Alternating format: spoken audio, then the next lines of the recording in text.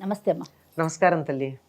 అమ్మా, తల్లిదండ్రులు చేసిన పాప పుణ్యాలు ఆ ఫలితాలు పిల్లలకి వస్తాయి విన్నాం కదా.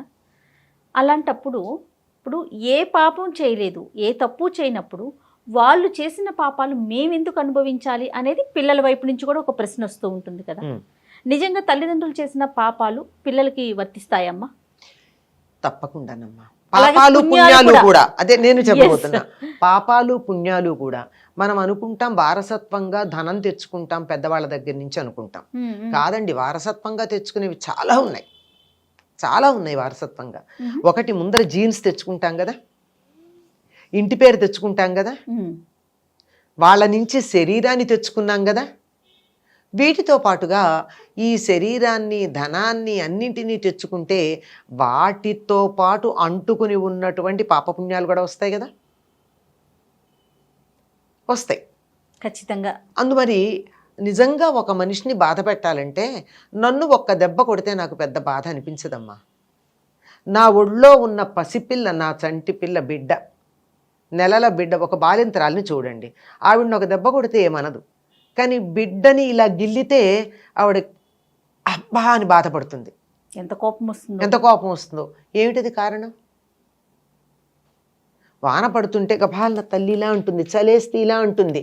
తన శరీరానికి ఉన్నటువంటి వెచ్చదనం బిడ్డకి సోకి బిడ్డ సుఖంగా ఉండాలని ఆలోచిస్తుంది. తల్లి అయినా అంతే, తండ్రి అయినా అంతే.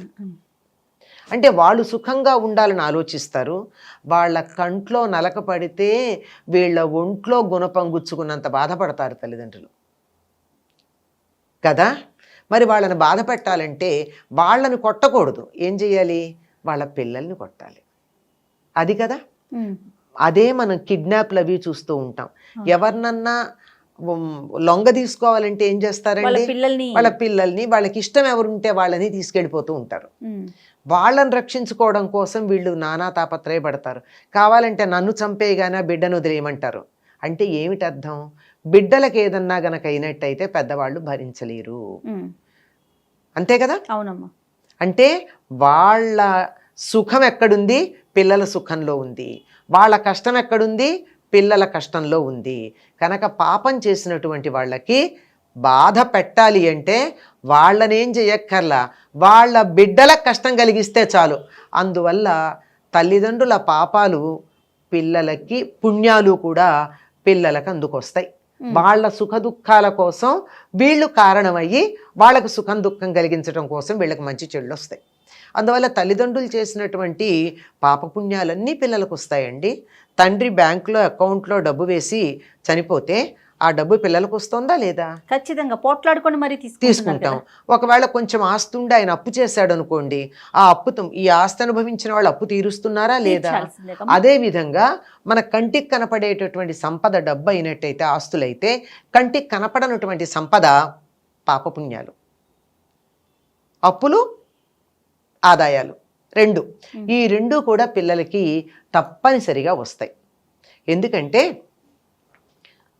ఒక పుణ్యకార్యం కానీ పాపకార్యం కానీ చేసేటప్పుడు చూసినటువంటి, చేసిన వాళ్ళకి, చేయించిన వాళ్ళకి, ప్రోత్సహించిన వాళ్ళకి, చూసి సంతోషించిన వాళ్ళకి అందరికీ కూడా పుణ్యం కానీ పాపం కానీ ఫలితం ఉంటుంది అని చెప్పారు. కర్త కారయిత చేవ ప్రేరకశ్చ అనుమోదకశ్చ అని.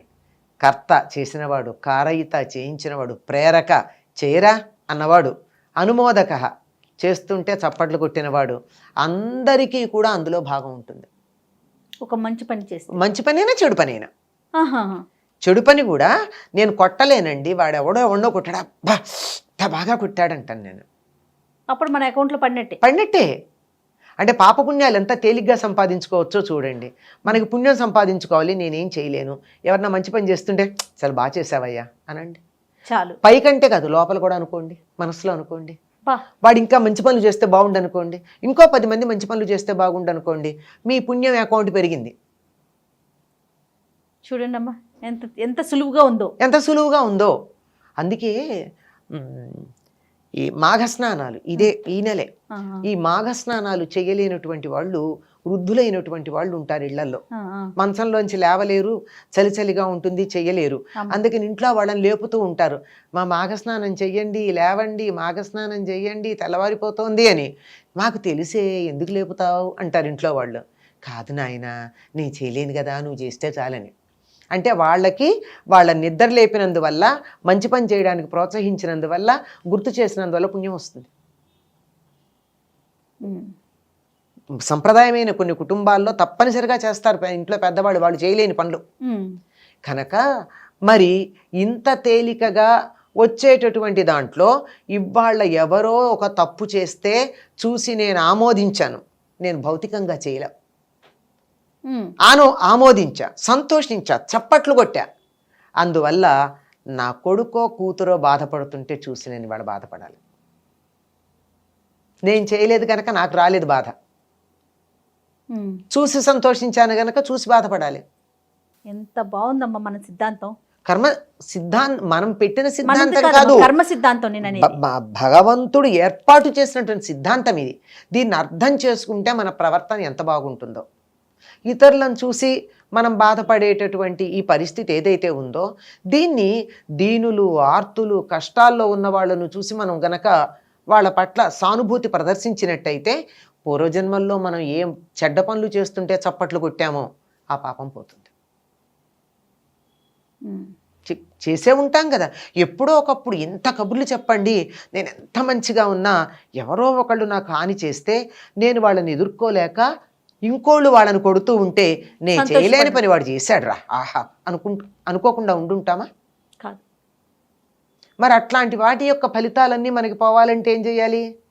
ఎవరన్నా దీనులు, ఆర్తులు, కష్టాల్లో ఉన్న వాళ్ళు ఉంటే వాళ్ళని ఆదుకుంటే, వాళ్ళని చూసి అయ్యో పాపం, అబ్బా ఎంత కష్టం, ఎంత ఇల్లు లేకుండా బాధపడుతున్నారా, వానల్లో తడిసిపోయారా, ఇప్పుడు మొన్న జరిగినటువంటి సంఘటన ఉంది కదా, అగ్ని ప్రమాదంలో ఎంతమంది ఇబ్బంది పడ్డారు, అయ్యయ్యో అని సానుభూతి చూపించి వీలైతే వాళ్ళకు కొంచెం సహాయం చేయండి. అంచేత మనం అవేం చేయలేదనుకోండి, మన పిల్లలకే అటువంటి కష్టాలు వచ్చి చూసి మనం బాధపడతాం. తప్పనిసరిగా ఆస్తులే, మనం చేసిన పాపపుణ్యాలే ఆస్తులుగా మన పిల్లలకి అందుతాయి. అందువల్ల మనం చేసినటువంటి పాపపుణ్యాలు మన పిల్లల రూపేణ మన కంటి ముందు కనపడతాయి. అంతే అంతే, అనుమానం ఏమీ లేదు. కాబట్టి మంచి పనులు చేయాలి. ఇప్పుడు ఇంకో మాట అడిగారు ఆ అమ్మాయి, పిల్లలు ఇంకో మాట అడిగారు మీరు, పిల్లలు వాళ్ళు పాపపుణ్యాలు చేస్తే మేమెందుకు అనుభవించాలి అనుకుంటారు కదా. ఏం పుణ్యం చేసి నీకేదన్నా బోల్డ్ ఆస్తి, అందము, ఆస్తి, చదువు, సమాజంలో పదవి ఇవన్నీ ఇస్తే నా తల్లిదండ్రులు చేసిన దాన్ని నేను ఎందుకు తీసుకోవాలి అనుకుంటున్నారా? లేదు కదా. ఏదన్నా కష్టం వస్తేనే అనుకుంటున్నారు కదా. అని చేత కొంచెం ఆలోచించండి, అదొకటి. రెండోది, మనకి కూడా అటువంటి అంగవైకల్యంతో అనుభవించవలసినటువంటి ఏదో దురదృష్టకర పరిస్థితులు అనుకోండి, ఏదో ఒకటి, దాన్ని అనుభవించవలసినటువంటి పనులు మనం చేస్తుంటే మనం అనుభవిస్తున్నాం. మన్ని చూసి వాళ్ళు అనుభవించటం ఎంత ఉందో మనం కూడా అటువంటివి చేస్తేనే వస్తుంది. వాళ్ళ కోసం రాలా మనం. అవును అవును. వాళ్ళ ఈ రెండు కలపడమే కర్మ సిద్ధాంతం. ఏదో కన్ను లేకపోవడమో, కాలు లేకపోవడమో, నోరు లేకపోవడమో, లేదా ఏది చేసినా ముట్టుకుంటే తగలబడిపోతూ దురదృష్టం ఉండడము, పొట్ట పొడిచిన అక్షరం ముక్క రాకపోవడము, ఇట్లాంటివి ఉంటాయి కదా. ఇట్లాంటివన్నీ ఎందుకు వచ్చావంటే దీనికి తగినటువంటి దీన్ని అనుభవించడానికి తగినటువంటి పనులు నువ్వు పూర్వజన్మలో చేసి పాపం భుజాన్ని వేసుకుని తెచ్చుకున్నావు, మూట కట్టావు. ఆ మూట వల్ల నువ్వు అనుభవిస్తున్నావు. నువ్వు అనుభవిస్తుంటే చూసి ఏడవడం అనేటటువంటి పని వాళ్ళు చేస్తున్నారు. ఇద్దరిది ఉంది ఇందులో. తల్లిదండ్రుల వల్ల పిల్లలకి హాని రావట్లా, వీళ్ళది ఉంది, వాళ్ళది ఉంది. రెండూ కలపడం అనేటటువంటిదే కర్మ సిద్ధాంతంలో మనకు కనపడేది. అంతేగాని వాళ్ళ కారణంగా వీళ్ళు కష్టపట్టాల, వీళ్ళ వల్లే వీళ్ళు కష్టపడుతున్నారు, వీళ్ళని చూసి వాళ్ళు కష్టపడడం అనేది వాళ్ళు చేసుకున్న దాని వల్ల వీళ్ళని చూస్తున్నారు. ఎవరో ముక్కు మొహం తెలియని వాళ్ళు బాధపడుతుంటే మనం అయ్యో అంటాం, కానీ అంతకన్నా ఎక్కువ బాధపడం.